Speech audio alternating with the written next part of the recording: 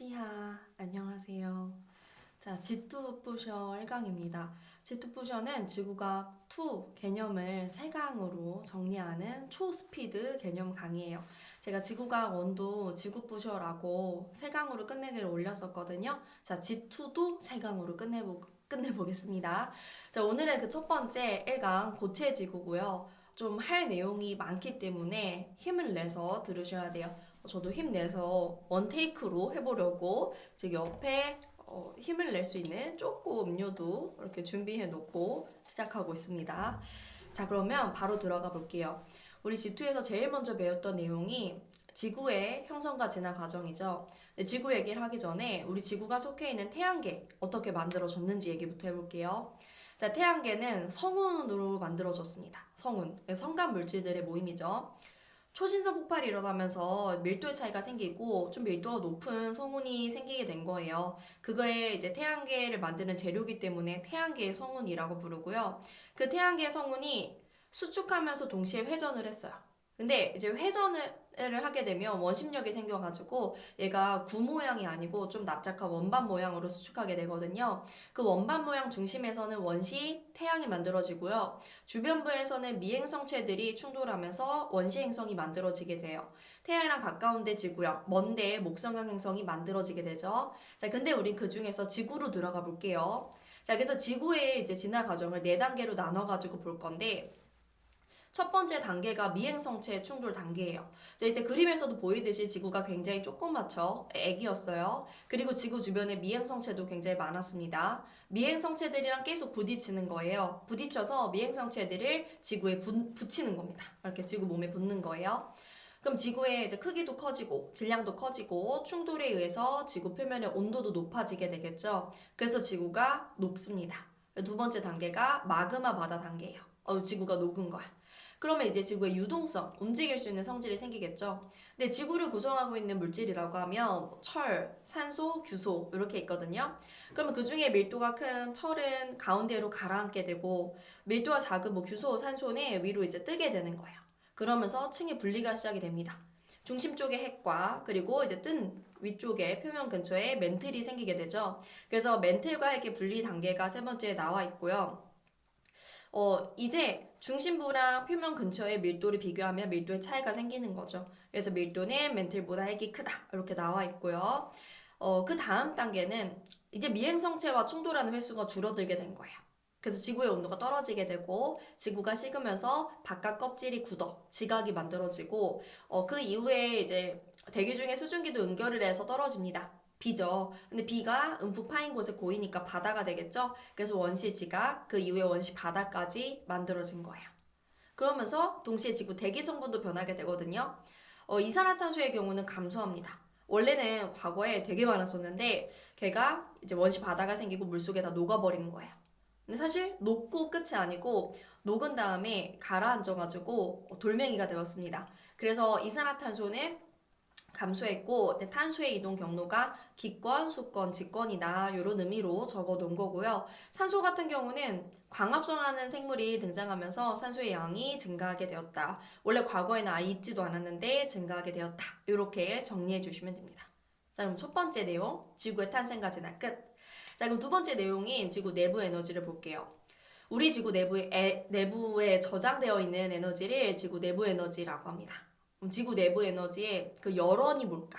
근원이 뭘까라고 하면 과거에 뭐 미행성체 충돌에 의한 열도 있을 수 있고 아니면 뭐 중력 수축에 의한 열도 있을 수 있고 하지만 그 중에 방사성 원소의 붕괴 열에 집중을 할 거예요.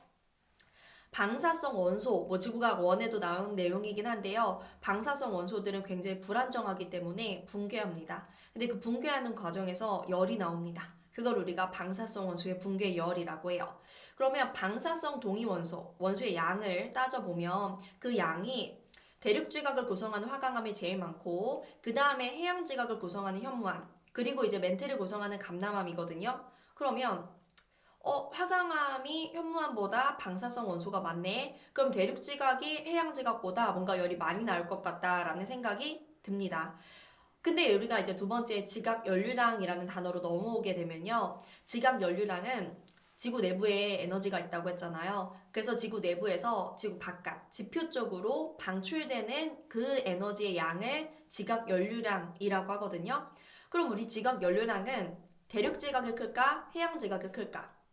위에서 배운 방사성 원소의 양만 생각하면 대륙 지각이 더 크겠지만 그렇지 않다는 거죠. 실제로는. 근데 그 이유가 지각 연료량은 방사성 원소뿐만 아니라 어떤 화산 활동의 유무라든가 아니면 멘틀 대류라든가 이런 영향도 받기 때문에 그런 거거든요. 그래서 지각 연료량은 높은 장소와 낮은 장소를 비교해서 정리해 놔야 돼요. 지각 연료량이 높은 곳은 해령 그리고 호상 열도가 있고 지각 연료량이 낮은 곳은 해구 그리고 순둥순둥 순상지가 있습니다.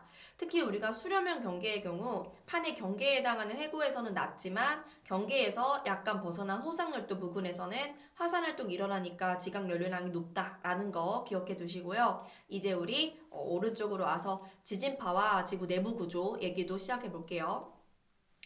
자, 우리가 지구 내부 구조를 알고 싶은 거야.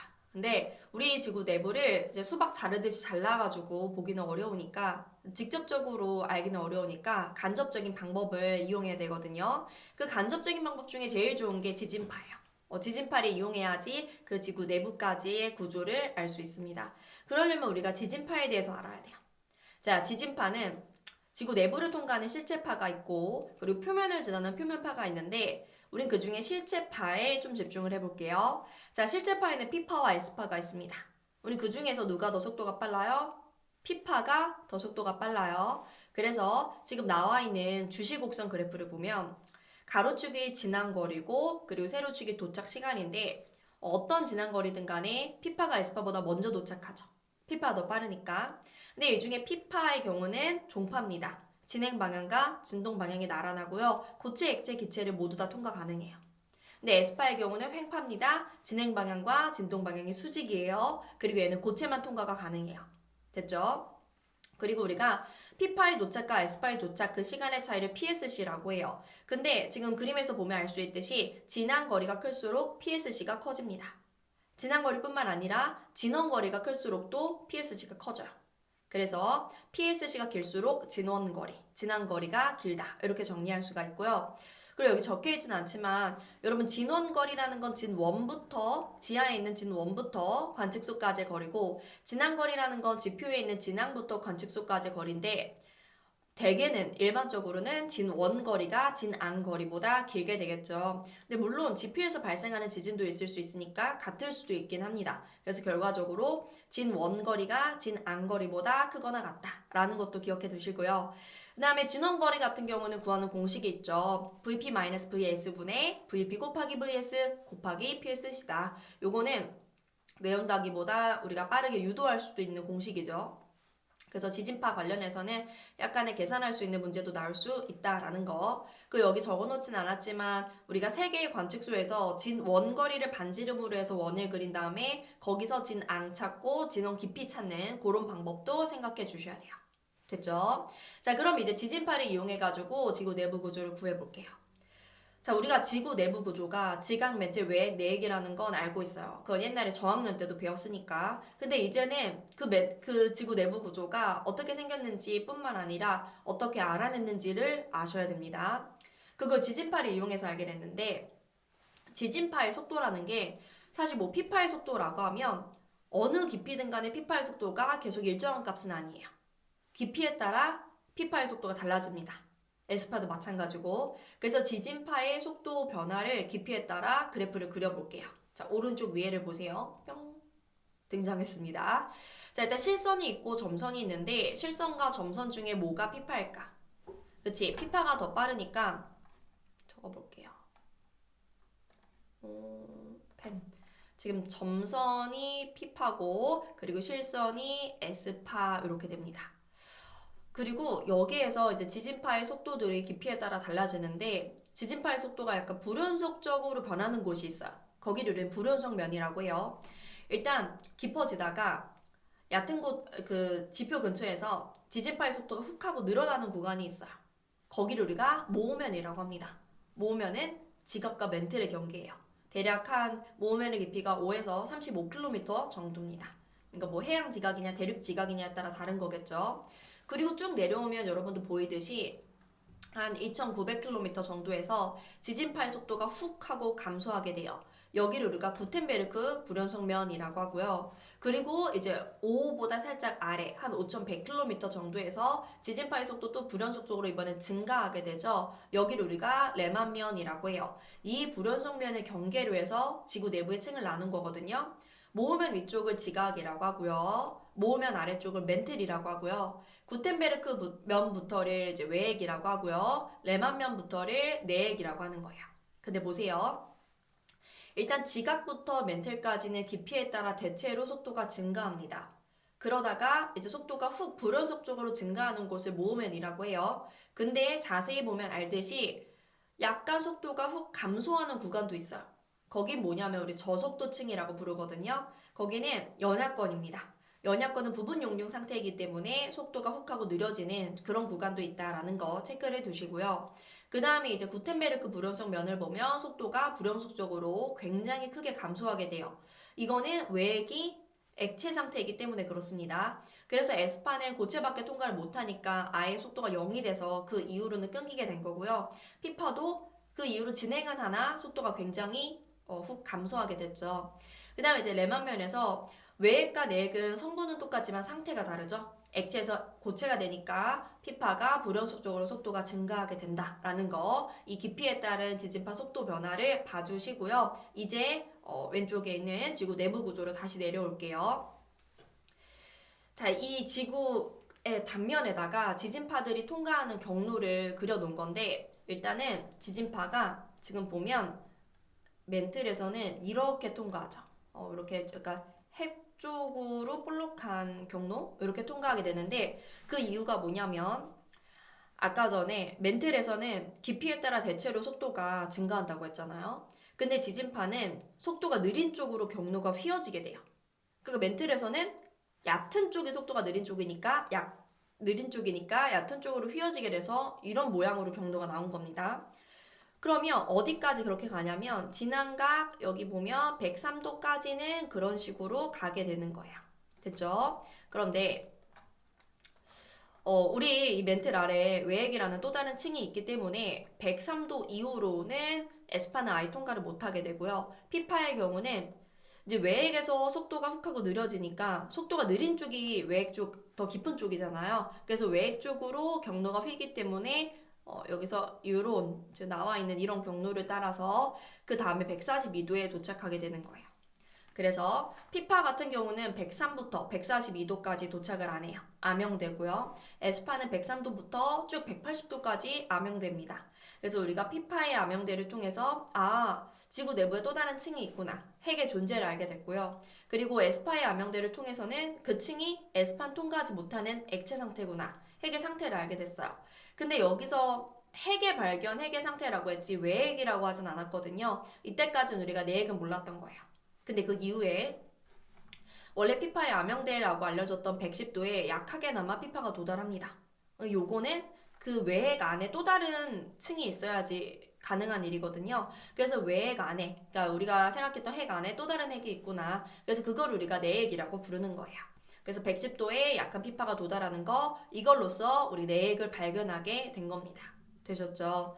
그래서 우리가 암형대에 관한 내용도 알아두셔야 되고요. 마지막으로 우리 지구 내부 구조 한 번 더 선생님이 그린 그림으로 볼게요. 자, 제일 바깥쪽에 얇은 껍질 지각이 있습니다. 해양 지각 같은 경우는 5km, 대륙 지각 같은 경우는 15km까지 지각이 만들어지고요. 그 이후에 가장 부피가 큰 멘틀이 있어요. 지각과 멘틀의 경계를 우리는 모으면이라고 하고요. 그 다음에 이제 멘틀이 끝나는 그 경계를 구텐베르크 면이라고 하고 그 아래쪽에 외액이 있죠. 유일하게 액체 상태고요. 그리고 내려오다가 레만면 이후로는 내액이라고 합니다. 내액은 고체 상태인 거예요. 그래서 우리 성분도 비교를 해보자면 지각과 멘틀이 이제 규산염 물질로 주로 이루어져 있고요. 외액과 내액이 철이나 니켈 등의 밀도가 큰 물질들로 이루어져 있거든요. 그래서 여기에서 지진파의 속도가 가장 크게 변하는 건 구텐베르크 면이죠. 왜냐하면 멘틀에서 외액될 때는 상태도 고체에서 액체로 변하거니와 성분 역시 규산염에서 철, 니켈로 변하니까 이때 지진파의 속도 변화가 큰 거예요. 그리고 우린 지구 내부로 갈수록 물리량의 변화도 알아야 되죠. 중심 쪽으로 갈수록 온도도 높아지고 압력도 높아지고 밀도도 높아집니다. 특히 밀도의 경우는 약간 계단형으로 변하게 되죠. 그래서 우리가 지구 내부의 어떤 층의 분리를 하기에는 밀도 그래프를 보는 게 가장 좋다라는 것까지 봐주시면 돼요. 자, 이렇게 해가지고 첫 페이지 끝났고요. 이제 다음으로 넘어가 볼게요. 자, 좀 숨 쉬고. 이게 테라로사라는 카페에서 샀는데 완전 생 초콜릿을 녹인 것처럼 엄청 초코가 진하더라고요. 이걸 한 입 먹겠습니다.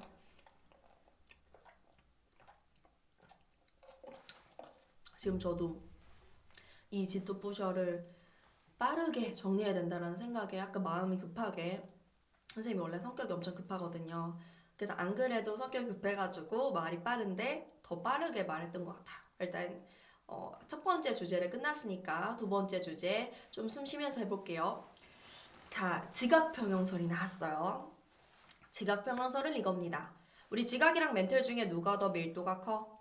멘틀이 더 밀도가 크거든요. 근데 멘틀은 밀도가 큰 멘틀 위에 밀도가 더 작은 지각이 이제 떠 있는 거예요. 떠서 평형을 이루는 상황입니다. 그거를 지각평형설이라고 해요.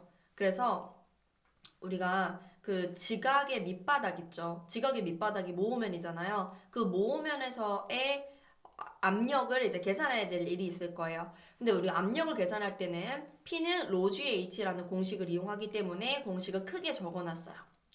P는 ρGH 이 공식 기억해 두세요. 왜냐면 우리가 멘틀 위에 지각이 떠 있는 건 좀 상상이 안 가기 때문에 수조 있죠. 수조에 물을 담고 그 물 위에 물보다 밀도가 작은 나무 토막이 떠 있는 거가 어떤 상황으로 많이 주어질 거예요.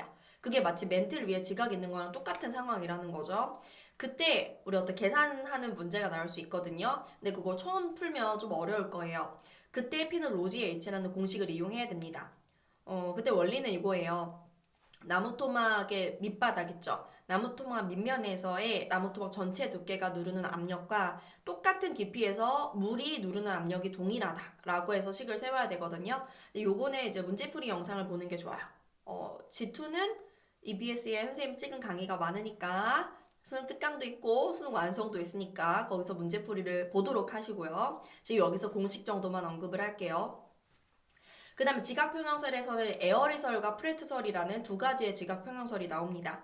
에어리설 같은 경우는 지금 그림에서 보이듯이 나무 토막들, 즉 지각들의 밀도가 모두 동일하다고 했고요. 대신에 그 지각과 멘틀의 경계인 모호면의 깊이가 모두 다르다고 해서 밑에 이게 노출된 지형의 높이가 다른 거를 그런 식으로 설명을 했어요. 근데 프레트설 같은 경우는 이 지각, 즉 나무 토막의 밀도는 모두 다르다. 그래서 높이 솟아 올라와 있는 건 얘 밀도가 작은 애고 좀 아래쪽으로 내려가는 애가 밀도가 크다. 그래서 모호면의 그 깊이는 모두 동일하다, 일정하다라는 게 프레트설이거든요. 그래서 얘네가 지각의 밀도는 누가 같다 다르다인지 모호면의 깊이는 뭐가 같다 다르다인지 알 수 있어야 돼요. 근데 외우기가 쉬운 게 우리 프레트 하면 약간 flat, 평평하다 이런 단어가 떠오르시잖아요. 그래서 모호면이 플랫하다, 평평하다라고 생각해 주시면 됩니다. 그 프레트와 플랫이 똑같은 건 아니지만. 그리고 또 지각평형을 이루기 위한 조류운동이란 것도 나오죠. 지각평형이 깨진 경우, 깨졌다는 건 지각을 누르는 압력이 뭔가 더해졌거나 제거됐거나 그런 경우에 다시 지각평형을 이루기 위해서 지각이 위아래로 움직이는 걸 조류운동이라고 해요. 일단 지각이 위로 올라가는 걸 융기라고 하죠. 융기하는 경우는 압력이 제거된 거거든요. 압력이 제거되는 경우는 뭔가 깎이는 풍화침식하거나 아니면 빙하가 녹는 해빙이 일어나거나 그럼 융기예요. 모면이 얕아지겠죠. 반대로 이제 지각이 아래로 가라앉는 거 침강이라고 합니다. 뭔가가 더해지는 거죠. 퇴적이 일어나거나 아니면 빙하가 더 어는 거예요. 결빙이 일어나면 침강해서 모면의 깊이가 더 깊어지게 돼요. 그쵸? 지각평형설 끝났고, 자 이제 지구의 역장으로 넘어갈 건데, 자 지구의 역장이란 건 지구 주변에 힘들이 작용하는 구역을 역장이라고 해요. 우리 지구 주변의 힘은 중력이 있고 자기력이 있습니다. 그래서 중력장과 자기장을 볼 거예요. 잘 들으세요. 먼저 중력장부터. 여러분 중력의 방향은 어떤 방향일까요? 중력의 방향은 지구 중심 방향이 아닙니다. 자, 우리가 저학년 때는 중력이 지구 중심 방향이라고 배웠지만 지금 이제는 G2를 하니까 중력은 정확히는 지구 중심 방향이 아니거든요. 지구 중심 방향의 힘은 지구 중심에서 이제 지구 표면에 있는 물질을 끌어당기는 만유인력입니다. 만유인력. 근데 중력이란 건 뭐냐면 만유인력과 지구 자전에 의한 원심력의 합력이거든요. 중력은 누구와 누구의 합력이다? 만유인력과 원심력의 합력이에요. 그래서 우리는 여러 위도에서 만유인력과 원심력을 그릴 수 있어야 돼요. 자, 중위도부터 보겠습니다. 여기 보는 거예요. 요쪽 제가 가리키는 만유인력 같은 경우는 지구 중심 방향을 향하는 파란색이고요. 그리고 원심력은 지구의 자전축과 수직인 이 축의 바깥 방향으로 작용하는 초록색 화살표예요. 요거 두 개를 합친 빨간색이 바로 중력입니다. 지구 중심 방향이 아니죠. 여기서 만유인력은 원심력보다 항상 크기가 클 겁니다. 그래야지 최종적으로 나오는 중력 방향이 그래도 지구 내부를 향하는 방향이기 때문에 안 그러면 중력이 뭔가 하늘로 뜨는 방향이라면 말이 안 되잖아요. 어떤 물체가 하늘 위로 날아오르게 되는 거니까. 그래서 만유인력이 원심력보다 크다라는 거. 그리고 위도에 따라 요 힘들의 크기가 변하죠. 우리 적도에서 만유인력이 제일 작고요. 그리고 극지방에서 제일 커요. 그 이유는 지구가 타원체이기 때문에 지구 반지름이 극지방에서 작기 때문이고요. 원심력 같은 경우는 적도에서 제일 큽니다. 지구 자전에 의한 그 원운동의 반지름이 클수록 원심력이 큰 거기 때문에 그래서 그냥 최종적으로 정리하면 이래요. 적도에서 극지방, 즉 저위도에서 고위도로 갈수록 만유인력은 커지고 원심력은 작아지고 그 둘의 합력인 중력은 커지게 된다. 그래서 극지방에서는 원심력이 0이기 때문에 만유인력이 곧 중력이다 라는 거 일단 위도에 따른 요 세 개의 힘의 변화를 알아두셔야 되고요. 근데 지금 제가 말한 중력은 사실 이론적인 표준 중력이죠. 표준 중력은 지구 밀도가 모두 균일하다고 가정했을 때의 이론적인 중력이거든요. 이 표준 중력을 결정하는 요인은 위도밖에 없는 거예요. 그러니까 표준 중력은 위도의 함수입니다. 이론적인 거. 근데 실제로는 표준 중력과 똑같이 중력이 측정되진 않거든요. 그래서 실제로 우리가 측정한 거를 실측 중력이라고 해요. 실측 중력은 우리가 뭐 단진자를 이용하거나 아니면 뭐 스프링에 추를 단 중력계를 이용해서 측정합니다. 특히 우리 단진자 이용해서 중력 구하는 건 공식이 나오거든요. 공식을 적어볼게요. 공식. 자, 단진자의 주기를 t라고 하겠습니다. t는 어떻게 돼요? 그치, 2파이 이거 쓰는 게 너무 어려워. 루트 중력 가속도 g분의 실의 길이 l이다. 그래서 우리가 이 공식을 이용해서 뭐 실의 길이가 달라졌을 때라든가 아니면 중력이 다른 두 지점에서 단진자의 주기를 비교한다든가 뭐 여러 가지 물어볼 수 있는 보기들이 있어요. 그리고 이 표준 이론적인 중력과 실측, 실제 중력의 차이를 중력 이상이라고 해요. 실측 마이너스 표준이라서 실마표 이렇게 외우시면 되거든요. 근데 이 실마표인 중력 이상이 플러스면 그 아래쪽에 고밀도 물질이 있다는 겁니다. 뭐 예를 들면 철광석. 그리고 마이너스면 그 아래쪽에 저밀도 물질이 있다는 거예요. 뭐 예를 들면 석유나 암염 같은 거. 그래서 우리가 중력 이상을 통해서 여기 철광석 있나 보다. 여기 석유 있나 보다. 이런 식으로 지구 내부 물질을 탐사할 수 있는 거죠. 그걸 우리는 중력 탐사라고 합니다. 물론 이 중력 이상에는 지하 물질의 밀도뿐만 아니라 뭐 고도라든가 지형이라든가 다른 영향도 있겠지만 G2에서 그 다른 영향들은 다 보정을 했다고 생각하고 우리는 지하 물질의 밀도를 구해내는 게 목적이거든요. 그리고 지하 물질뿐만 아니라 사실 대륙이냐 해양이냐에 따라서도 중력 이상이 달라지기도 해요. 요 그림 볼게요. 여기 요 그림. 자, 대륙 같은 경우는 지각이 이제 두껍죠. 지각이 두꺼워서 우리가 지각이 밀도가 작고 멘틀이 밀도가 크잖아요. 그럼 지각이 두꺼운 게 마치 이 밀도가 작은 물질이 많이 있는 것과 같은 효과인 거죠. 그래서 저밀도의 효과이기 때문에 중력 이상이 마이너스고 해양 지각인 경우는 지각이 얇아요. 그 멘틀이 더 위쪽으로 이렇게 올라와 있잖아요. 그 밀도가 큰 물질이 있는 효과를 내가지고 여기서는 중력 이상이 이런 식으로 플러스가 나오게 됩니다.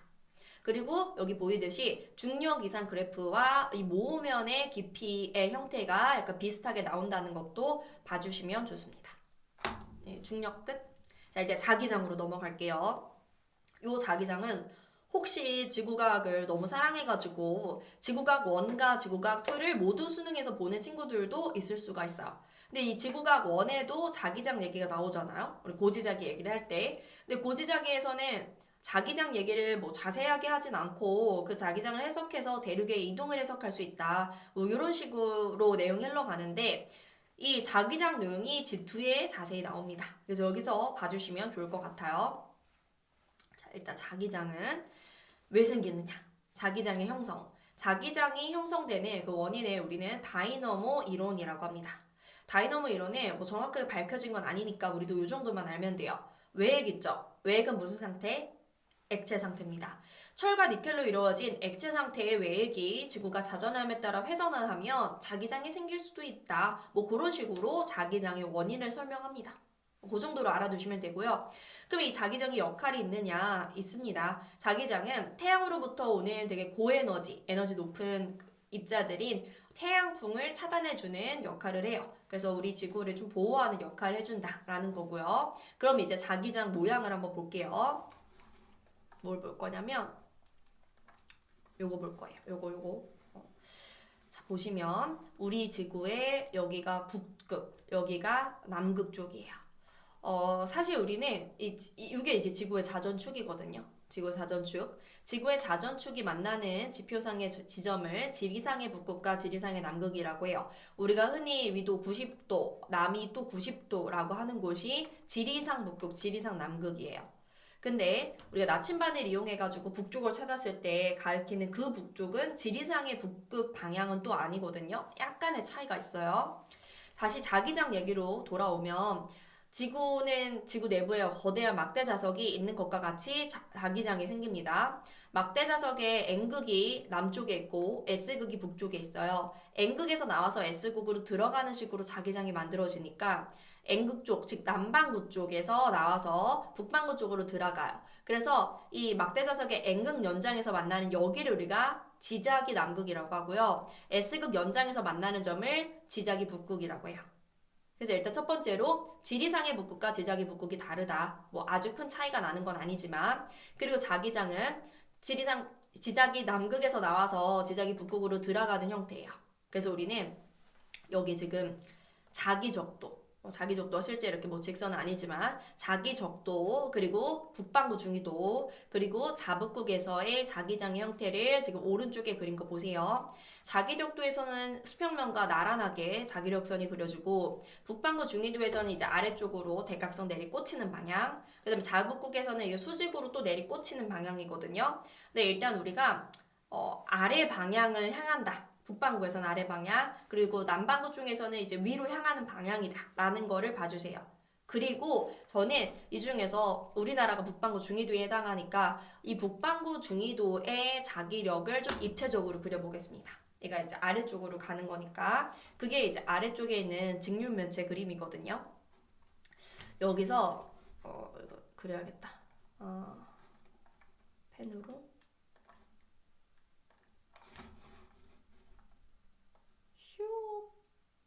요게 전 자기력이에요. 전이란 게 전체, 토탈 자기력. 전 자기력이 있을 때 요걸 나눕니다. 수평 자기력과 연직 자기력으로 나눠요. 이 수평 자기력이 향하는 방향이 자북이죠? 그거는 지리상 북극 방향인 진북과 다르죠. 자북이 진북에 대해서 얼마나 떨어졌는지를 평각이라고 하고요. 그리고 이 전 자기력이 수평면으로부터 얼마나 떨어져 있는지 각도를 우리가 복각이라고 하죠. 근데 우리가 평각 얘기부터 하면 평각은 자북이 진북에 대해서 동쪽으로 떨어지면 동평각 또는 부호로 플러스, 자북이 진북에 대해서 서쪽으로 떨어지면 서평각 또는 부호로 마이너스로 표시를 해요. 그리고 이제 복각 볼게요. 자, 복각은 전 자기력이 수평면에 대해서 기울어진 각도라고 했잖아요. 아래를 향할 수도 있고 위를 향할 수도 있어요. 북반구의 경우는 아래를 향하죠. 그런 경우 복각의 부호 플러스로 하고요. 위를 향하는 경우, 남반구죠. 그런 경우 우리가 마이너스라고 해요. 이렇게 평각과 복각을 안다면 이제 오른쪽으로 다시 올라와가지고 여기 요거 보세요. 자기적도에서는 복각이 0도죠. 그 다음에 북반구 중위도에서는 복각이 플러스 요만큼의 각도인 거죠. 그 다음에 자북극에서는 복각이 플러스 90도입니다. 그래서 우리는 자기적도에서 자북극으로 갈수록 뭐가 커지는지 경향을 아셔야 돼요. 자기적도에서 자북극으로 갈수록 복각이 커지고 수평 자기력은 작아지죠. 그리고 연직 자기력은 커집니다. 그리고 전자기력도 전체 자기력도 커지게 돼요. 자기적도에서는 전자기력이 곧 수평자기력이고 자북극에서는 전자기력이 곧 연직자기력이니까 이런 식으로 되는 거예요. 근데 요걸 우리가 아까 뭐 지리상의 북극과 지자기 북극이 크게 다르지 않다고 했잖아요. 그래서 그냥 고緯도로 갈수록 복각이 커진다. 고緯도로 갈수록 연직 자기력이 커진다. 이렇게 알아두셔도 됩니다. 그리고 만약에 문제에서 복각의 크기를 비교해라 라는 식으로 물어본다면 지구각 원도 마찬가지로 가장 좋은 건 자북극과의 거리를 보는 거예요. 자북극이랑 가까울수록 복각은 큰 거거든요. 자북극에 있으면 복각이 플러스 90도니까. 남반구에서는 자남극에 가까울수록 복각의 크기가 크다. 이렇게 생각해 주시면 됩니다. 됐죠? 요거를 빠르게 정리하는 거라서 이제 핵심만 빠르게 해야 되는데 저도 모르게 약간 설명을 하면서 말이 길어지기도 해요. 일단 이렇게 지구의 역장을 봤어요. 아, 하나 안 했다. 자기장의 변화. 자기장이 변하는 경우가 세 가지가 있습니다. 일변화라는 건 하루를 주기로 원인 태양이고요. 일변화의 변화폭은 밤보단 낮이, 겨울보단 여름이 커요. 그다음 두 번째는 자기폭풍. 자기폭풍의 원인도 역시 태양이죠. 태양 플레어에서 이제 폭발하는 그런 현상 때문에 일어나는 거고요. 불규칙적입니다. 그 다음에 이제 영년 변화는 오랜 시간에 걸쳐서 일어나는 변화고요. 얘는 원인이 태양이 아니고 우리 지구 내부에 있다라는 거. 이 정도로 이제 지구 역장도 끝입니다. 자, 이제 다음 내용으로 광물 얘기를 시작해 보겠습니다. 내용이 바뀐 기념으로 또 TMI. 제가 마이크를 구입했거든요. 이 마이크가 보일런지 모르겠는데 좀 이렇게 멋쟁이 마이크를 구입을 했어요. 근데 오늘 처음 게시하는 거예요. 이거를 이렇게 가까이서 말해야 되는 건지 아니면 떨어져서 말해도 잘 들리는 건지 그건 모르겠어요. 그래서 지금 처음 게시하는 거라 잘 되고 있는지 확실하지 않지만 일단 해보겠습니다. 마이크도 사고 사실 지금 앞에 조명도 샀어요. 얼굴이 좀 환해 보이지 않나요? 그 동그란 유튜버들이 쓰는 조명까지 장비를 2개 장만했습니다. 자, 그러면 광물 내용으로 들어가 볼게요. 자, 일단 광물의 정의 적어놨습니다. 일정한 화학 조성과 규칙적인 결정 구조를 가지고 있는 자연에서 무기적인 과정을 통해서 생성된 고체다. 그래서 우리가 광물이라고 하려면 5개의 조건이 필요한 거예요. 일정한 화학 조성, 규칙적인 결정 구조, 자연에서 인위적인 게 아니고 무기적인 생물과 관련되지 않은 고체이다. 액체 안 되거든요. 이 5가지의 조건이 있어야지 광물이고요. 우리가 광물을 규산형 광물과 비규산형 광물로 나눕니다. 대부분의 광물은 규산형 광물이에요. 규산염 삼연체를 기본 구조로 하는. 비규산형 광물에는 뭐 원소 광물, 산화 광물, 탄산형 광물 많죠. 특히 그 중에서 우리는 탄산형 광물을 기억해 두셔야 됩니다. 탄산형 광물의 대표적인 예로 방해석이 있어요. 방해석. 자, 방해석에 대해서 필기해 보실래요? 제가 말해 드릴게요. 자, 탄산형 광물의 대표적인 예가 방해석이야. 방해석의 특징은 첫 번째, 염산을 떨어뜨렸을 때 이산화탄소 기체가 발생한다. 염산과의 반응성. 그 다음에 두 번째, 방해석도 광학적 이방체이다. 광학적 이방체, 복골절을 하게 되죠. 세 번째, 방해석은 쪼개지는 광물이에요. 근데 몇 방향이냐면 3방향이에요. 3방향 쪼개짐. 그래서 여러분 탄산형 광물의 밑줄 치고 방해석인데 3가지의 특징. 염산과 반응이다. 그 다음에 두 번째가 얘는 광학적 이방체이다. 그다음에 세 번째 3방향으로 쪼개진다. 요거 기억해 두시고요. 이제 규산형 광물로 넘어올게요. 규산형 광물의 단위는 규산염 삼연체 SiO4입니다. 이런 식으로 생겼어요. 가운데 규소가 있고 더 큰 크기로 산소가 주변에 4개가 있어요. 근데 이 규산염 삼연체가 산소를 얼마나 공유하냐에 따라서 5가지의 구조가 있습니다. 표를 보세요. 독립상 단사실, 복사실, 판상, 망상 구조가 있고요. 망상 구조로 갈수록 공유하는 산소의 수가 늘어나는 거예요. 자, 독립상 구조는 규소와 산소의 비가 1대4고요. 여기에 예로는 감남석이 있습니다. 감남석의 깨짐과 쪼개짐은 깨짐이고요. 자, 근데 단사슬에서는 규소와 산소의 비가 1대3입니다. 이제 산소를 조금씩 공유하게 됐고요. 여기에 예로는 휘석이 있고요. 휘석은 2방향 쪼개짐입니다. 그래서 2라고 쓴 거고. 그 다음에 이제 복사슬 구조에서는 공유산소가 더 늘어났죠. 규소와 산소의 비가 4대11이고요. 예로는 각성석이 있습니다. 2방향이고. 그다음 판상 구조는 규소와 산소의 비가 2대5예요. 여기에 예로는 흑운모가 있습니다. 그리고 이제 망상 구조에는 규소와 산소의 비가 1대2고 여기에 석영이 있어요. 그래서 우리는 가미각극석영 이 대표 광물들을 알아둬야 되고 얘네가 각각의 쪼개짐인지 깨짐인지 양 끝에 감남석과 석영은 깨짐이고요. 그 가운데에는 2, 2, 1이거든요. 두 방향 한 방향으로 쪼개지게 돼요. 그리고 가미각흑 앞에 있는 4개는 어두운 유색 광물이고 석영은 밝은색, 무색 광물이라는 거. 그리고 여기 규소와 산소의 비도 알아놔야 되는데 독립상은 1대4, 망상은 1대2. 요건 외우기 쉽거든요. 근데 가운데 있는 단사슬, 복사슬, 판상 구조에는 암기 꿀팁이 있어요. 왼쪽에 적어놨죠. 앞에 숫자를 다 4로 통일하는 거예요. 그래서 단사슬은 1대3이 아니고 4대12 이렇게 쓰고 복사슬 4대11, 판상 얘도 2대5가 아니고 4대12로 쓰면 4대12, 11, 10 외우기가 쉽죠. 규소 하나당 산소의 수가 줄어든다. 이렇게 알아두시면 되고요. 그래서 우리는 이제 경향성을 보면 항상 시험 문제를 풀기 위해서는 경향성을 알아두면 편하잖아요. 망상 구조로 갈수록 공유 산소 수가 늘어나는 거예요. 그래서 규소 하나당 산소의 수는 줄어들게 됩니다. 규소분의 산소 줄어들게 되고요. 그리고 망상 구조로 갈수록 용융점이 낮아져요. 용융점이 낮다는 건 더 나중에 정출된다. 정출 온도가 낮다라는 뜻이고요. 또 망상으로 갈수록 화학적인 풍화에 강하다라는 특징도 있습니다. 됐죠? 물론 여기서 안 한 거 있어요. 광물들의 물리적인 성질도 있죠. 물리적인 성질로 뭐 색이나 좋은 색, 굵기, 쪼개짐과 깨짐 뭐 이런 것도 있다는 거. 근데 이거는 쉬운 내용이니까 하지 않을게요. 자, 그 다음에 이제 오른쪽 평광현미경 너무 중요하죠. 방금 제가 물리적인 성질을 언급했는데 광물에는 물리적인 성질도 있는가 하면 광학적 성질도 있거든요. 광학적 성질이 빛과 관련된 성질이죠. 광물을 아주 얇게 갈면 빛을 통과할 수가 있어요. 물론 얇게 갈아도 빛을 통과하지 못할 수도 있습니다. 빛을 통과하지 못하는 광물을 불투명 광물이라고 하고요. 대표적인 불투명 광물의 예로는 금속 광물들이 있습니다. 빛을 통과하는 광물을 투명 광물이라고 하고요. 투명 광물을 또 나눠볼게요. 굴절의 방식으로. 빛이 광물을 통과하면서 이제 경로가 휘는 굴절이 일어나게 되는데 광학적 등방체의 경우는 한 갈래로 단굴절을 하고 광학적 이방체의 경우는 두 갈래로 복굴절을 하게 돼요. 광학적 이방체는 광물 내부에서 방향에 따라 통과하는 속도가 달라진다. 이렇게 알아두시면 되고요. 광학적 등방체랑 광학적 이방체를 이제 우리가 평광현미경이라는 도구로 관찰을 할 거예요. 됐죠? 자, 평광현미경의 구조부터 보겠습니다. 제일 밑에 광원이 있고 여기서 빛이 나옵니다. 하부 평광판이 있어요. 얘는 고정됐어요. 빼려고 하면 부서집니다. 빼려고 하면 안 되고 그 위에 회전이 가능한 재물대가 있고요. 여기에 얇게 간 광물이나 암석의 박편을 올려놓는 거예요. 그리고 대물 렌즈가 있고 그 위에 또 상부 평광판이 있어요.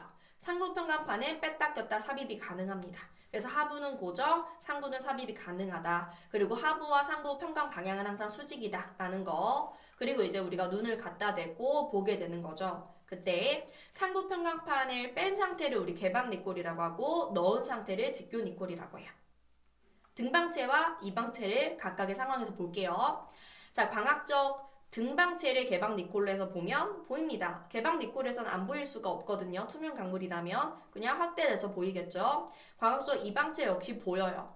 다 보여요. 등방체든 이방체든. 그런데 특이한 지점은 광학적 이방체이면서 동시에 어두운 유색 광물인 경우 광학적 이방체이면서 동시에 유색 광물인 경우 개방 니콜에서 회전하면서 보면 광물의 색이나 밝기가 일정한 범위 안에서 변하죠. 그걸 우리는 다색성이라고 하죠. 대표적인 다색성을 나타내는 게 바로 흑음모거든요. 이방체면서 유색 광물이니까 흑음모는 개방 니콜에서 다색성이다. 아까 지금 당이 떨어졌다. 자, 다시 이제 직교 니콜.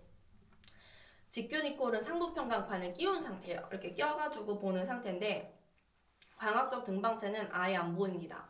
왜냐면 상하부 평광판의 평광 방향이 수직이잖아요. 그래서 여기 박편이 없으면 원래 깜깜하게 보이거든요. 근데 등방체를 넣으면 얘가 단굴절하기 때문에 광물 없을 때처럼 계속 어둡게 보여요. 이걸 우리가 완전 소광이라고 해요. 아예 안 보이는 거. 그 다음에 광학적 이방체를 보면 보입니다. 보이는데 원래 색대로 보이지 않고 원래 색보다 더 화려하고 찬란한 색으로 보이거든요. 그게 복골절 때문이고 그걸 우리가 간섭색이라고 해요. 간섭색. 그런데 회전하면서 보면 찬란하게 간섭색이 보이다가 어느 순간 또 어둡게 안 보이기도 해요. 소광이 일어나는 거죠. 근데 소광이 한 바퀴 360도를 돌리면 90도 간격으로 일어납니다. 간섭세 화려하다. 소강. 또 돌리면 화려하다 보이다가 90도 소강. 이런 식으로 보이게 되는 거예요. 그래서 세모로 표시한 거예요. 보이기도 하고 어두워질 때도 있으니까 360도에 4번 소강하기 때문에 사회 소강이라고 적어 놓은 겁니다. 그런데 그러면 광물 중에 등방체가 많을까 이방체가 많을까? 뭔가 이방체가 특이한 것 같지만 이방체가 더 많거든요. 이방체가 우리 문제에서도 많이 나올 거고 그래서 우리는 등방체의 예시를 외워주는 거예요. 얼마 안 되니까 광학적 등방체의 예시로는 금강석이 있고요. 금강석이 다이아몬드잖아요. 누가 다이아몬드 갈아가지고 평강현미경으로 보겠습니까? 그쵸? 그래서 다이아몬드보다는 뭐 석류석, 암염, 형석 이런 등방체들이 더 자주 나옵니다. 특히 뭐 석류석. 이 방체는 뭐 지금 나오는 석영이라든가 아니면 흑음모라든가 뭐 이런 것들 다 그냥 이방체라고 보시면 돼요. 자, 그 다음에 이제 평강, 현미경 여기서 마치고 암석의 조직으로 넘어갈 건데 암석 조직 얘기는 일단 제 얘기를 들어보세요. 자, 우리 암석의 종류는 3가지가 있어. 마그마가 굳은 거 화성암, 뭔가가 차곡차곡 퇴적이 된 거 퇴적암, 그리고 열과 압력을 받은 거 변성암 이렇게 3개가 있습니다. 근데 요 3개의 암석의 종류도 알아놔야 되겠지만 G2에서 강조하는 건 이 암석을 평강현미경으로 봤을 때 드러나는 조직이거든요. 그래서 조직 얘기를 할 거예요. 화성암의 경우는 마그마가 지하에서 굳냐, 지표 부근에서 굳냐에 따라서 지하에서 굳으면 천천히 굳어서 입자의 크기가 큰 조립질이고요. 그리고 지표 부분에서 굳으면 얘가 빠르게 굳어가지고 세립질이 돼요. 이 화성암의 종류에 관해서는 제가 또 유튜브에 올린 영상이 있어요. 그거 보시고. 자, 그래서 퇴적암의 경우는 퇴적암은 쇠설성 퇴적암, 화학적 퇴적암, 유기적 퇴적암이 있죠. 그 중에 조직이 뚜렷한 게 쇠설성 퇴적암이거든요. 쇠설성 조직이란 게 나타나요. 어떤 조직인지 이따 보여드릴게요. 그리고 변성암의 경우는 열만 받으면 접촉 변성암이고 열과 압력을 동시에 받으면 광역 변성암이죠. 그 중에서도 또 조직이 뚜렷한 게 광역 변성암이거든요. 이 압력을 받으면 압력의 수직으로 줄무늬가 생기거든요. 그걸 우리가 염리라고 해요. 그래서 실제로 자주 나오는 건 화성암에서 조립질, 세립질, 그리고 퇴적암에서 쇠설성 조직, 그리고 변성암에서 줄무늬, 염리예요. 광역 변성암. 요거 3개를 비교할 줄 알아야 돼요. 그거를 비교할 수 있는 제일 좋은 게 이제 기출문제에 있거든요. 2021학년도 수능 3번으로 나왔던 문제입니다. 볼게요. 그림은 직교니콜에서 관찰한 여감, 편암, 화강암, 박편 사진을 순서 없이 나타냈다라고 했어요. 자, 직교니콜이라고 했으니까 일단 상부 평광판이 넣어져 있는 상황인 거죠. 그럼 직교니콜에서 일단 보인다는 것 자체가 광학적 이방체라는 거고 간섭색과 소각 현상이 보일 겁니다. 그래서 여기 적어놨고요. 자, 그리고 여감이라는 것부터 볼게요. 여러분, 여감은 자갈이 퇴적된 쇠설성 퇴적암입니다. 쇠설성 퇴적암은 여감 말고 뭐 사암이나 셰일도 있죠. 편암은 압력을 받아 만들어진 변성암 중에서도 여기 써놓으세요. 광역 변성암입니다. 광역 변성암에는 편암도 있고 편마암도 있겠죠. 얘는 압력을 받아서 염리라는 줄무늬가 생겼을 거예요. 자, 그리고 화강암의 경우는 우리 심성암입니다. 심성암이니까 지하에서 천천히 굳으면서 입자 크기를 많이 키웠겠죠. 그걸 우리는 조립질 조직이라고 해요. 자, 그리고 아까 얘기 안 한 쇠설성 퇴적암의 쇠설성 조직 얘기를 좀 해볼게요. 쇠설성 조직이란 거 뭐냐면 이런 겁니다. 뭔가 부서진 퇴적물들이 쌓인 게 된 거잖아요. 그럼 걔네 부서지는 과정에서 마모가 되었을 거예요. 막 굴러다니면서. 그래서 입자의 모서리가 둥글둥글 마모가 되어 있고 그 사이에 물질들, 교결 물질이 채워져 있어요. 요게 바로 쇠설성 조직이에요. 지금 여기 나와 있는 이 첫 번째 그림과 두 번째 그림의 차이점을 보면 첫 번째 그림에서는 입자들이 맞물려 있잖아요. 입자 사이에 공간이 없이. 근데 두 번째 그림을 보면 일단 입자들도 되게 둥글둥글 콩처럼 둥글고요. 입자 사이 공간이 있는 게 보이죠. 요게 바로 쇠설성 조직인 거예요. 그러면 우리가 이렇게 나왔을 때 얘네 각각 어떤 암석에 해당하는지 찾아야 되는데 제일 먼저 찾을 수 있는 게 염리 찾는 거예요. 염리라는 게 줄무늬니까. 요거 중에 줄무늬 있는 거 뭐야 하면 요거죠. 그러니까 얘가 줄무늬, 즉 염리가 있어서 편암이다라고 찾아주고 그 다음에 이제 남은 2개 중에 둥글고 교결 물질 있는 두 번째가 여감인 거고 아닌 게 화강암이 된다. 이렇게 찾아주시면 됩니다. 그리고 또 물어볼 수 있는 게 편암에서 압력의 방향은 무슨 방향이었을까 하면 줄무늬와 수직인 방향이에요. 그래서 이런 방향이라고 해주면 됩니다. 되셨죠? 자, 여기까지 우리가 광물 내용도 끝. 자, 그럼 이제 네 번째 주제인 지구의 자원 얘기로 넘어가 볼게요. 자, 이제 두 개 주제 남았습니다. 힘내세요. 자, 지구의 자원에서 첫 번째 내용은 광상이 나왔었죠. 광상이란 건 광물들이 좀 많이 뭉집되어 있는 장소를 광상이라고 하고요. 암석을 우리가 화성암, 퇴적암, 변성암을 나누듯이 광상 역시 그 광상이 만들어진 원리에 따라 화성 광상, 퇴적 광상, 변성 광상으로 나눕니다. 근데 그 각 광상을 다시 우리 세분화를 하거든요. 그래서 화성 광상부터 볼 거예요. 자, 화성 광상은 마그마가 굳는 과정에서 정출이 된 광물들이 모여있는 그런 광상을 화성 광상이라고 하겠죠. 그 안에는 정마그마, 페그마타이트, 기성 열수 광상 이렇게 네 개의 광상이 있어요. 정폐기열 네 개의 광상이 있습니다. 우리는 정마그마 광상 쪽으로 갈수록 먼저 정출이 된 거거든요. 먼저 정출이 됐다는 거는 얘가 좀 정출되는 온도가 높다, 아니면 정출되는 광물들의 용융점이 높다라고 말할 수가 있겠죠. 그래서 정마그마 광상은 초기에 정출되는 거고, 그 아래에 있는 애들은 이제 후기에 정출된다라고 알아두시면 돼요. 특히 이제 두 번째 페그마타이트 광상은 후기에 정출되면서 동시에 좀 되게 희소한 양이 많지가 않은 희유 원소 광물이라든가 보석 광물이 산출되는 곳이 페그마타이트 광상이고요. 기성 광상의 기는 기체라고 보시면 되거든요. 그래서 우리 어떤 마그마 속에 있는 휘발 성분이 주변에 있는 광물과 반응을 해서 만들어진다라고 기억해 주시면 되고, 열수라는 거는 마그마에서 광물들이 정출되고 남은 찌꺼기 용액이라고 생각하시면 돼요. 그래서 정마그마 광상 쪽으로 갈수록 초기 정출이다라는 경향성 정도 기억해 두시면 됩니다. 자, 그 다음에 퇴적 광상은 표사, 풍화잔류, 침전 광상이 있어요.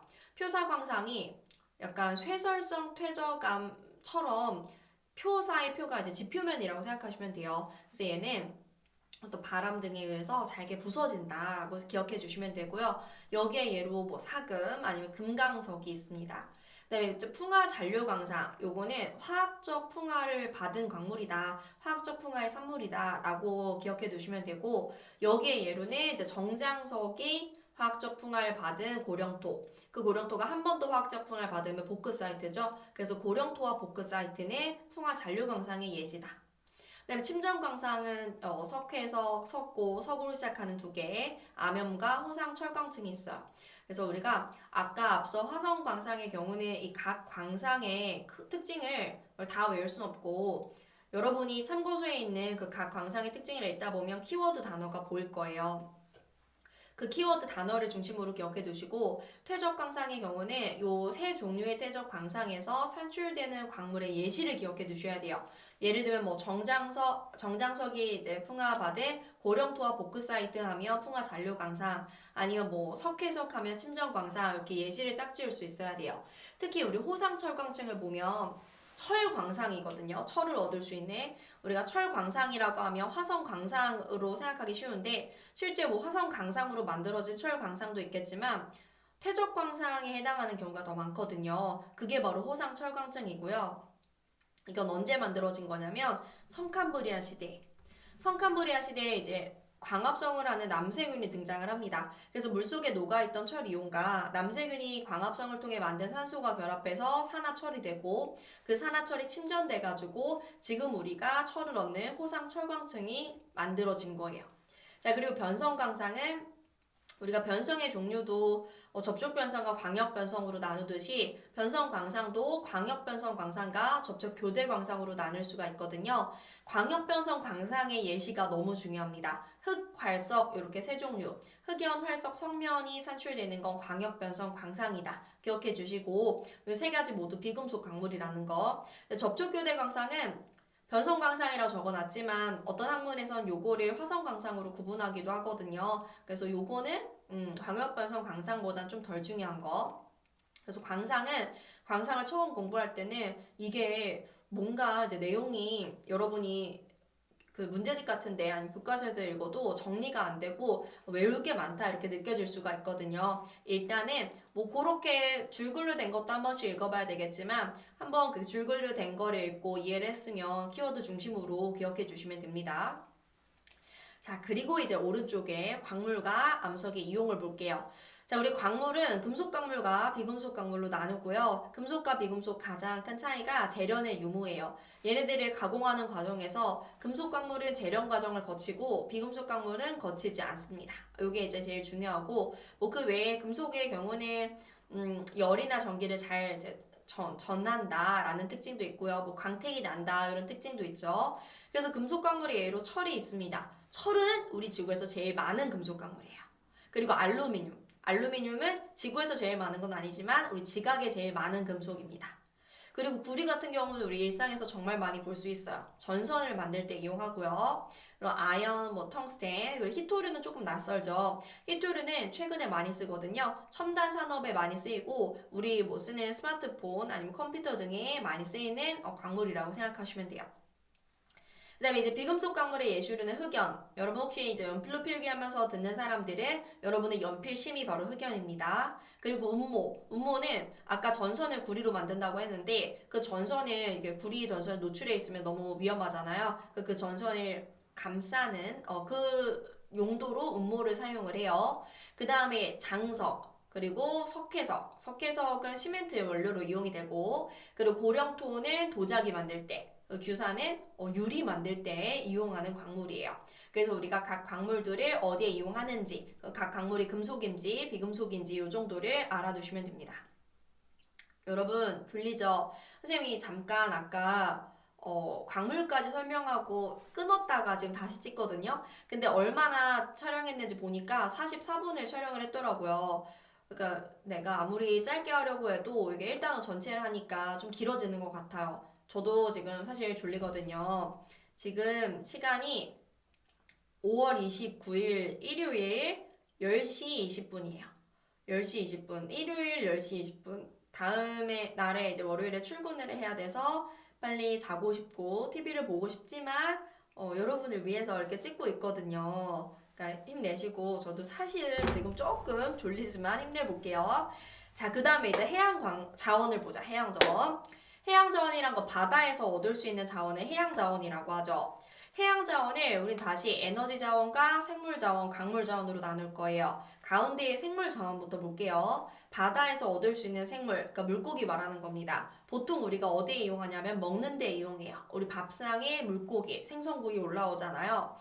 물고기뿐만 아니라 뭐 다른 것들도 생물 자원에 있을 수 있겠죠. 뭐 해조류라든가 뭐 이런 것들. 근데 이 생물 자원의 특징이라고 하면 재생산력이 굉장히 커요. 육지에 사는 생물들보다 더 재생산력이 큽니다. 가둬두면 얘네가 번식을 잘해요. 그래서 우리가 바다 목장 같은 양식업을 하기도 한다. 요 정도를 알아두면 되고 사실 중요한 건 에너지와 광물 자원이거든요. 에너지부터 볼게요. 에너지 자원의 제일 대표적인 얘는 화석 연료죠. 뭐 석탄, 석유, 천연가스 이런 걸 우리가 화석 연료라고 하죠. 사용하면 이산화탄소, 온실기체가 나옵니다. 그래서 안 좋아요. 그리고 지금까지 많이 써왔기 때문에 고갈의 문제도 있습니다. 그래서 우리가 이 화석 연료를 대체할 수 있는 걸 발견해야 되고요. 그게 바로 가스 수화물이에요. 자, 가스 수화물을 뭐 가스 하이드레이트라고도 하는데 이게 별명이 불타는 얼음이거든요. 나와 있는 사진처럼 굉장히 잘 탑니다. 요거는 이제 메탄과 얼음으로 만들어졌다. 고체 상태다. 이렇게 기억해 주시면 되고 얘도 역시 사용하면 온실기체가 나오긴 해요. 아까 메탄이 있다고 했잖아요. 사용하면 온실기체가 나오지만 화석 연료보다는 이제 새로 발견했으니까 아직 고갈의 문제는 없다라고 생각할 수 있겠죠. 그리고 저온 고압 환경에서 만들어지기 때문에 심해저라든가 영구 동토층은 녹지 않은 땅이죠. 그 아래쪽에서 발견할 수가 있고요. 우리나라에서도 얻을 수 있습니다. 우리나라 동해바다 독도 아래 가스 수화물이 많이 있다라고 해요. 그리고 화석 연료와 가스 수화물은 뭔가 이제 에너지를 쓸 수 있는 거잖아요. 그거 말고 바다에서 일어날 수 있는 현상으로 에너지를 얻을 수 있는 방법도 있어요. 그 예로 이제 조력 발전과 조류 발전이 있죠. 조력 발전은 만조와 간조의 위치 에너지 이용하는 거고 조류 발전은 밀물, 썰물, 단순히 그 운동 에너지를 이용하는 거죠. 그 다음에 해양 온도차 발전이란 건 우리가 얕은 곳에는 수온이 좀 높고요. 그리고 깊은 곳 심해는 수온이 낮잖아요. 그 수온의 차이를 이용하는 발전을 해양 온도차 발전이라고 합니다.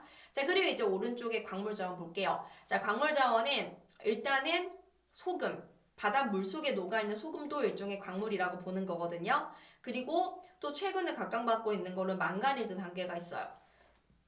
망가니즈 단계에 지금 나와 있는 사진처럼 뭔가 어떤 중심 핵의 역할, 뭐 고래의 이빨이라든가 이런 게 중심 핵의 역할하고 그 이제 둘레에 이제 퇴적이 된 거예요. 가라앉아서 만들어진 망가니즈 단계는 금속 광물입니다. 그래서 재련의 과정을 거치게 돼요. 역시 이제 심해저에서 많이 발견될 수 있고요. 아쉽게도 우리나라에는 없어요. 대신에 우리나라가 태평양에 망가니즈 단계가 있는 곳에 탐사권을 얻어가지고 탐사할 수는 있습니다. 그래서 가스수화물과 망가니즈 단계에 비교할 수 있어야 된다는 거. 하나는 에너지, 하나는 금속 광물 자원입니다. 자, 이렇게 자원을 끝내고 이제 마지막 내용인 한반도의 지지를 볼게요. 자, 한반도의 지지는 크게 지질도와 우리 한반도 지지에 이렇게 나뉘게 되죠. 자, 지질도에는 이제 주양과 경사가 먼저 나옵니다. 자, 주양과 경사에서 주양이라는 거는 지층면과 수평면의 교선. 지금 그림 속에 있는 이 빨간 선이 가리키는 방향이에요. 근데 그 방향을 우리는 진북을 기준으로 읽는 거예요. 무슨 북? 진북. 진북 기준으로 주양선이 얼마나 떨어져 있느냐. 진북 기준으로 동쪽 혹은 서쪽으로 몇 도 떨어져 있느냐가 바로 주양이에요. 근데 여기서 주의해야 될 게 실제로 우리가 클리노미터라는 도구를 이용해가지고 주양을 구해내는데 클리노미터는 일종의 나침반이기 때문에 클리노미터를 이용하면 자북을 기준으로 주양을 읽히는 거거든요. 그럼 우리가 진북 기준으로 주양을 보정하기 위해서는 평각을 알아야 된다라는 거. 그게 이제 어려워서 안 나오려나 생각할 수도 있지만 실제로 수능에도 나온 적이 있거든요. 그래서 평각을 이용해가지고 보정해서 정확한 주양값을 구해내는 것도 할 줄 알아야 되고요. 아까 말했듯이 클리노미터를 이용해서 주양을 읽을 수가 있어요. 그때는 클리노미터 주양 읽을 때는 이런 식으로 근데 잠깐 깜깜한 데 갔다 왔어요. 이런 식으로 세팅을 하고 그리고 클리노미터의 자침이 가리키는 바깥쪽의 눈금을 읽어야 되고 그 수평을 맞춰야 되기 때문에 수증기에서 물방울을 가운데에 둬가지고 수평을 맞춰야 합니다. 자, 경사의 경우는 방향은 주양과 직각 방향이고요. 각도는 지층면과 수평면이 이루는 각도. 제가 여기 표시해 놓은 이 각도가 경사인 거예요. 그때 클리노미터를 또 다른 방법으로 세팅해야 됩니다. 이런 식으로 세팅을 해야 되고요. 클리노미터에 이번에 자침이 아니고 경사추가 가리키는 바깥이 아니고 안쪽 눈금을 읽어야 돼요. 그리고 우리가 중요한 거 클리노미터라는 경사의 각도만 구할 수 있는 거지 방향은 알 수 없어요. 방향은 뭔가 그림을 구해가지고 구해내야 됩니다. 그리고 우리가 주양과 경사는 클리노미터로 읽는 방법도 중요하지만 이 주양과 경사를 나타내는 기호도 읽을 줄 알아야 되죠. 주양을 긴 선, 경사를 짧은 선으로 표시를 합니다. 그래서 지금 여기 나와 있는 거 지금 긴 선이 북쪽 기준으로 서쪽으로 떨어져 있죠. 그래서 N45도 W 요게 주양이고요. 그리고 짧은 선이 경사예요. 지금 짧은 선이 북동쪽으로 있죠. 그 짧은 선 끝에 써 있는 30이 경사 각입니다. 30도 N이 적혀 있는 거예요. 그 다음에 좀 특이하게 뭐 수직층이나 수평층 같은 경우는 수직층을 이렇게 주양을 표시하고 짧은 선을 긴 선에 크로스하게 그리면 이게 바로 수직층이란 뜻이고 그 다음에 십자가 모양 혹은 십자가의 동그라미 한 모양이 수평층을 의미해요. 경사 각도가 0도가 되는 거죠. 자, 그리고 우리가 주양과 경사를 알았다면 이제 지질도를 해석해야 되거든요. 지질도를 해석하는 매뉴얼이라고 해야 되나? 기본적인 과정은 이 1, 2, 3번을 따르면 돼요. 1번, 등고선. 지금 여기 나와 있는 점선처럼 등고선을 바탕으로 해서 지형을 해석해요. 지금 300, 400, 500, 600, 700이니까 왼쪽으로 갈수록 높아지는 지형을 먼저 해석을 하고 두 번째는 지층 경계선과 등고선의 교점을 이어서 주양선을 그리는 거예요. 예를 들면 여기 400m 등고선과 A와 B층 나누는 이 파란색 지층 경계선의 교점 A, B를 이으면 이게 400m 주양선이죠. 그리고 500m 등고선과 그리고 지층 경계선의 교점이 C와 D를 이으면 이게 500m 주양선이죠. 자, 이렇게 주양선을 그립니다. 그때 우리가 주양은 파악할 수 있는데 경사 같은 경우는 주양선이 2개 필요한 거예요. 이 고도가 높은 주양선에서 고도가 낮은 주양선 방향으로가 경사 방향이거든요. 그래서 지금 500에서 400 방향이니까 동쪽 방향으로 경사져 있다. 이렇게 파악하면 돼요. 지금 이 1, 2, 3번이 기본적인 순서지만 사실 지질도 해석하는 건 좀 어렵게 나올 수도 있고 복잡한 지질도가 나올 수도 있으니까 요거는 여러분이 문제를 많이 풀어보셔야 됩니다. 그리고 좀 지질도에서 우리가 단면을 그려봤을 때 특별한 지질 구조가 나오는 경우가 있는데 습곡과 단층 부정합이 있죠. 습곡 같은 경우는 이 지질도에서 봤을 때 뭔가가 대칭적으로 나타나는 경우 뭐 A, B, A 이런 대칭적인 경우가 습곡이고요. 단층 같은 경우는 반복 A, B, A, B 이렇게 반복되는 경우가 단층이에요. 그래서 우리가 습곡은 그려서 그게 배산지 향산지, 단층은 단면을 그렸을 때 정단층인지 역단층인지도 물어보죠. 그리고 부정합 같은 경우는 그러니까 모자 쓴 형태니까 수평층이 나오는 경우 부정합인 경우가 많죠. 이렇게 지질 구조 해석할 수 있어야 되고요. 사실 이제 암기할 게 많은 건 한반도의 지질이에요. 이 지질도 단어는 여러분이 문제를 좀 풀다 보면 문제 풀면서 해석하는 거에 익숙해질 거고 한반도의 지질은 요 암기 내용을 잊으면 안 됩니다. 자, 요거 정리해 볼게요. 일단은 지체 구조가 있고 지질 계통이 있어. 지체 구조라는 건 뭐냐면 말로 설명할게요. 우리 한반도 땅덩어리를 지질학적인 특징을 기준으로 나눈 거예요. 이 지체 구조에는 육괴가 있고 분지가 있고 대가 있습니다. 육괴라는 건 주로 성캄브리아 시대 변성암이에요. 육괴. 그 다음에 분지라는 건 육괴와 육괴 사이에 주로 있는데 퇴적이 일어난 겁니다. 고생대, 중생대 아니면 가끔 신생대에도 퇴적이 된 분지가 있고요. 그리고 대라는 건 뭐냐면 우리 한반도가 원래부터 하나의 땅덩어리는 아니고 떨어져 있었거든요. 걔네들이 충돌해서 봉합되는 과정에서 압력을 받아 생긴 봉합된 그 부분을 대라고 부르는 거예요. 여기 지체 구조는 넣어놨지 않았지만 여러분 지체 구조 꼭 위치와 이름 아셔야 됩니다. 그거 꼭 찾아가지고 육괴 분지대 장소 위치랑 이름이랑 알아두세요. 자, 그러면 이번엔 지질 계통 얘기를 해볼게요. 지체 구조라는 건 땅을 나눈 거라고 했잖아요. 지질 계통이란 건 뭐냐면 우리 한반도에서 성캄브리아 시대부터 고생대, 중생대, 신생대의 시간이 지나면서 차곡차곡 뭔가가 시간에 따라 퇴적이 됐을 거 아니에요. 어떤 시기에 퇴적이 된 층을 우리가 지질 계통이라고 하는 거예요. 지질 계통. 그래서 지질 계통을 지금 표로 정리를 했는데 고생대, 중생대, 신생대가 있고 고생대 카모, 실대, 석패, 캄캄한데 오실대, 석탄 페이스 6개의 기가 있고 중생대 트쥐백, 트라이아스기, 쥐라기, 백악기가 있고 신생대 팔레오기, 네오기, 제사기 이렇게 시간 순서로 적어놨어요. 물론 성캄브리아 시대도 있는데 성캄브리아 시대는 대체로 변성암이 많기 때문에 그냥 통틀어서 성캄브리아 시대 변성암 복합체라고 부를 거고요. 고생대부터 볼게요. 우리 한반도 얘기입니다. 한반도. 우리 한반도 고생대 초에 캄브리아기 그리고 오르도비스기 초기까지 퇴적이 된 거를 우리는 조선 누춘군이라고 해요. 물론 이 조선 누춘군이 우리 한반도 모든 구역에 쌓인 건 아닙니다. 조선 누춘군이 쌓인 장소가 따로 있어요. 그건 지도를 보시면 되고요. 그리고 이제 고생대 중간 실루리아기의 회동리층 있어요. 회동리층은 원래 여기 이 시기에는 퇴적이 안 된 줄 알았는데 꽤나 최근에 발견한 거예요. 그 다음에 이제 고생대 말에 평안누춘군이 있습니다. 그리고 중생대의 대동누춘군과 경상누춘군, 신생대의 연일춘군까지 있어요. 그래서 우리는 이 누춘군들의 순서를 알아야 돼요. 신생대는 좀 덜 나오니까 고생대, 중생대 순서를 꼭 알아야 되거든요.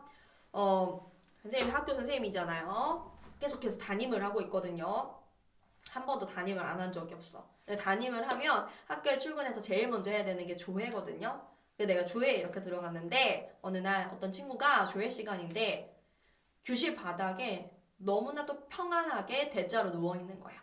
뭐 자기 집처럼 이렇게 누워서 잠자고 있는 거예요. 그래서 선생님이 너무 화가 나가지고 안 되겠다 이러면서 혼을 내야겠다 하고 경찰을 불렀습니다. 경찰. 근데 그 경찰의 이름이 송대불이었어요. 이름이 송대불. 그러니까 송대관처럼 송대불. 그렇게 외워주세요. 조회 시간에 너무 평안하게 대자로 누워있어가지고 경찰 불렀다. 조회평대경. 요게 이제 누춘군의 순서거든요. 조회평대경. 조선누춘군, 회동리층, 평안누춘군, 대동, 경상누춘군. 조회평대경, 조회평대경 순서로 알아야 돼요. 그리고 여기서 조선누춘군, 회동리층, 평안누춘군은 해성층입니다. 고생대에는 우리 한반도가 해수면 아래에 있었거든요. 그래서 바다에서 퇴적이 됐다는 거고 해성층음을 알려주는 증거가 석회암이 발견되는 거예요. 석회암은 바다 밑에서 침전으로 만들어지거든요. 자, 그리고 우리가 평안누춘군, 고생대지만 그 평안누춘군의 상부 더 나중에 퇴적이 된 거죠. 거기에선 이제 육성층이거든요. 그리고 중생대는 내내 육성층이에요. 평안누충군 상부부터 중생대 대동과 경상은 육성층입니다. 그걸 알려주는 증거가 석탄과 공룡화석이거든요. 그래서 평안누충군 상부와 대동누충군에선 석탄이 발견이 되고 경상누충군에선 공룡화석이 발견이 돼요. 공룡 발자국이라든가 이런 것들이. 그래서 해성층과 육성층 나누고 각각의 증거. 신생대 연일충군 같은 경우는 해성층과 육성층이 모두 섞여 있습니다. 그리고 아까 경찰 이름이 송대불이라고 했죠. 그게 이제 중생대의 어떤 변동의 순서거든요. 중생대는 우리 한반도가 난리난 시기예요. 고생대는 이제 조용하고 평온했다면 중생대는 뭔가 난리 났습니다. 마그마 훅훅 관입하고요. 변동들이 많이 일어났어요. 그래서 대동 전에 송림 변동이 있고 대동과 경상 사이 대보 조선운동, 경상 이후에 불국사 변동이 있었어요. 송대불의 순서로 변동이 일어났다. 그래서 뭐 이런 식으로 많이 나오죠. 예를 들면 대보조산운동에 의해서 대동노충군이 변성되었을까? 되었지. 대동노충군 쌓이고 나서 대보조산운동이 일어난 거니까. 그럼 대보조산운동에 의해서 경상노충군은 변성되었을까? 아니지. 대보조산운동이 일어날 당시에 경상노충군은 있지도 않았으니까. 뭐 그런 식으로 순서를 물어보기도 합니다. 그 다음에 이 대보조산 운동이 일어난 이유가 이 당시에 이제 한중 남중 지계가 합쳐졌거든요. 이 합쳐졌다는 얘기를 하려면 한반도가 어떻게 만들어졌는지 얘기를 이제 넘어가야 되거든요. 아래쪽을 볼게요. 우리 한반도는 지금은 북반구 중위도, 북위 한 38도에 있지만 과거 고생대에는 적도 부근에 있었어요. 지금보다 훨씬 아래쪽에 있었던 거죠. 적도 부근에 있었고 그걸 알아낸 게 그 당시 고생대에 만들어진 암석 고지자기를 분석하고 그리고 그 당시에 화석을 분포해가지고 적도 부근이란 걸 알아냈습니다. 그리고 얘가 원래는 한 덩어리인 대륙에 이제 붙어 있었다면 분리가 돼가지고 그걸 우리가 한중지계와 남중지계라고 하거든요. 한중지계라는 건 우리 한반도의 일부와 그리고 중국 있죠. 중국의 북쪽이라고 생각하시면 돼요. 한중지계. 그 다음에 남중지계라는 거 우리 한반도 땅덩어리 일부와 중국의 남쪽이라고 생각하시면 돼요. 어쨌건 한중지계, 남중지계가 원래는 적도 부근에 있었어요. 근데 얘네가 이제 올라오는 거예요. 점점 북쪽으로 이렇게 올라옵니다. 올라오다가 얘네 사이 간격이 좁아져서 쾅 충돌하고 병합도 되는 거거든요. 그게 중생대에 일어납니다. 그래서 중생대에는 한중지계와 남중지계가 충돌하고 합쳐져요. 그래서 아까 대보조선운동에서 한 얘기가 그거거든요. 대보조선운동이 일어난 게 중생대의 한중 남중지계가 충돌 합쳐지는 과정에서 대보조선운동이 일어났고요. 이때 마그마의 관습도 일어나가지고 마그마 주변부의 접촉 변성까지 일어났다라고 그런 의미로 적어둔 거예요. 그리고 이제 신생대에 들어가면 신생대에는 얼추 한반도의 모습은 지금이랑 비슷하게 갖춰졌어요. 근데 우리 한반도와 일본이 원래 되게 가까웠거든요. 그런데 태평양판이 우리 한반도가 있는 판 아래로 섭입을 하면서 한반도와 일본 사이 거리가 멀어진 거예요. 그러면서 그 사이 동해라는 바다가 확장된 게 신생대에 일어난 일입니다. 그래서 신생대에 동해가 만들어졌고요. 그 이후에 우리나라의 대표적인 화산활동이 다 신생대예요. 독도와 울릉도가 만들어졌어요. 모두 화산섬이죠. 그 다음에 이제 북한 쪽에 있는 백두산이 만들어졌고 그리고 제주도에 한라산이 만들어진 거예요. 그래서 우리 신생대에는 이 사건들의 순서 아셔야 됩니다. 동해 먼저 만들어지고 독도, 울릉도, 백두산, 한라산의 순서로 신생대에 일어난 일들이라는 거. 그리고 이제 오른쪽에 지도를 볼게요. 원래 우리가 뭐 고생대 지도, 중생대, 신생대 지도 다 따로따로 보면서 특징을 알아놔야 되겠지만 여기서 그걸 다 할 수는 없으니까 특징적인 것만 볼 거거든요. 자, 우리 한반도에 지금 핑크색처럼 이렇게 V자 모양으로 표시가 되어 있으면 그건 대보화강암이에요. 대보조산운동에 의한 대보화강암이라는 거. 그 다음에 여기 경상도 전역에 전반적으로 색칠이 되어 있으면 그건 경상노충군입니다. 중생대에 퇴적이 된 거고요. 공룡화석 발견될 수 있겠죠. 그리고 여기 경상노충군이 있는 곳에 군데군데 표시되어 있으면 전체적이 아니고 군데군데 되어 있으면 그건 불국사 화강암이 되는 거예요. 불국사 변동에 의한 거죠. 이 불국사 변동에 의해서 경상노충군에서 접촉 변성이 일어나게 되겠죠. 그래서 제가 지금 진짜 자주 나오는 위치만 표시한 거고요. 이것도 하나 같이 표시해야겠다. 아이고. 여기 약간 강원도 쪽에 이런 쪽에 표시가 되어 있다 하면은 그거는 이제 조선 노충군이나 평안 노충군을 가리키게 됩니다. 그래서 우리가 자주 나오는 곳은 지도상에서의 위치를 꼭 기억해 두셔야 돼요. 됐죠? 자, 그럼 여기까지 드디어 우리 1단원 고체지구 내용이 다 끝났습니다. 고생 많으셨고요. 다음 강 2단원 대기와 해양도 열심히 찍어보겠습니다. 지구 부셔!